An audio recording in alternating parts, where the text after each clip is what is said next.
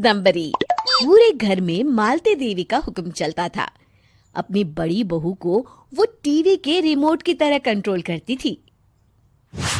चलो, देर हो रही है। 12 बजे से पहले लड़की वालों के यहाँ पहुंचना है। हाँ हाँ, चलती हूँ। मैं तो भगवान से बस ये दुआ कर रही हूँ कि जिस तरह मेरी बड़ी बहू मेरी मुट्ठी में है, उसी तरह मेरी छोटी बहू भी मेरे इशारे पे नाचे। अरे भगवान, भला इस घर में किसकी हिम्मत है जो तुम्हारे खिलाफ जाने की हिमाकत करे। इस तरह मालती देवी अपने छोटे बेटे की भी शादी कर देती हैं। मालती की छोटी बहू फैशन डिजाइनर का कोर्स करके आई थी। उसका सपना था कि शादी के बाद वो अपना खुद का बुटीक खोले। एक दिन, क्या बात है छोटी, तू तो एक से बढ़कर एक डिजाइन बना लेती है। इसमें कौन सी बड़ी बात है दीदी, आप चाहे तो मैं आपको भी सिखा सकती हूँ। हाँ, फिर हम दोनों मिलकर एक बुटीक खोल लेंगे। लेकिन दीदी, उसके लिए तो बहुत पैसे लगेंगे। हाँ तो क्या हुआ, पैसे माँ जी से ले लेंगे। हाँ हाँ, मेरे पास तो पैसों का पेड़ है ना, तोड़ के तुम दोनों को दे दूंगी। मेरी एक बात अच्छी तरह समझ लो, मैं तुम दोनों को एक ढेला भी नहीं देने वाली। बड़ी आई बुटीक खोलने वाली। ये आप क्या कह रही हैं माँ जी? आप हमारी मदद नहीं करेंगी तो कौन करेगा? अरे अगर बुटीक खोलने का इतना ही शौक है तो अपने माँ बाप से पैसे क्यों नहीं मांग लेती? मेरे पैसों पर क्यों आंख गड़ाए बैठी हो तुम दोनों?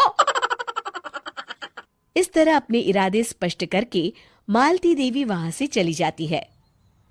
अरे ये क्या दीदी, माँ जी तो साफ मुकर गई। अब हम क्या करेंगे? तू चिंता मत कर, बुटीक तो खुल के ही रहेगा। कहते हैं कि घी जब सीधी उंगली से नहीं निकलता तो उसे उंगली टेढ़ी करके निकालना चाहिए। माँ जी अपने आप को समझती क्या है?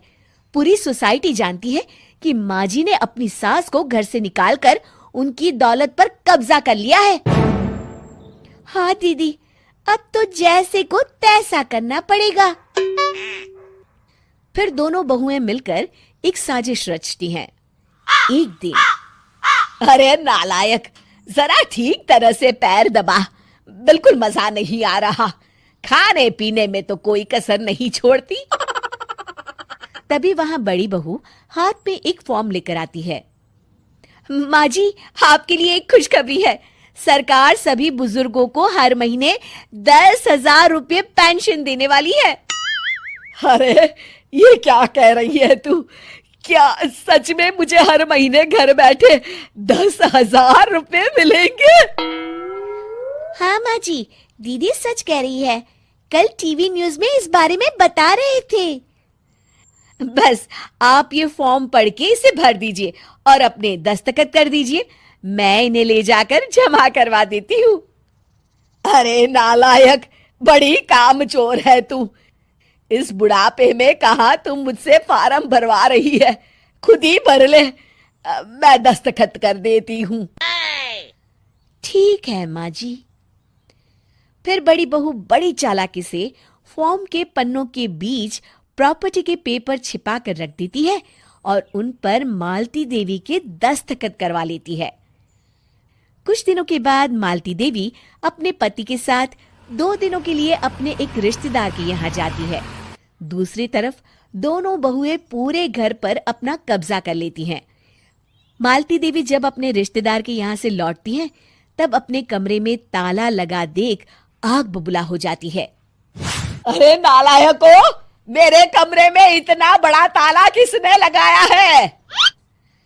माँ जी, ये कमरा तो मैंने अपने बेटे रोहन को दे दिया है और आज से आप बाहर कोने में जो छोटा कमरा बना है ना, वहां रहेंगी।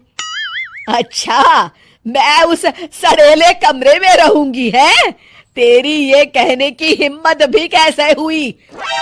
और मेरी इजाजत के बिना मेरा कमरा देने वाली तू होती कौन है? लगता है तू भूल गई, इस घर की मालकिन मैं हूं। तभी वहां छोटी बहू आती है। अरे माँ जी, आप इस घर की मालकिन नहीं है। अब इस घर की नई मालकिन हम दोनों बहुएं हैं। ये देखिए, इन प्रॉपर्टी के पेपर पर आप ही के दस्तखत है। अरे भाग्यवान, ये तुमने क्या कर दिया? दस्तखत करने से पहले एक बार ठीक से पढ़ तो लेती। अरे लेकिन मेरी बहुएं मेरे साथ ऐसा कैसे कर सकती है? अरे तो इसमें कौन सी अचरज की बात है?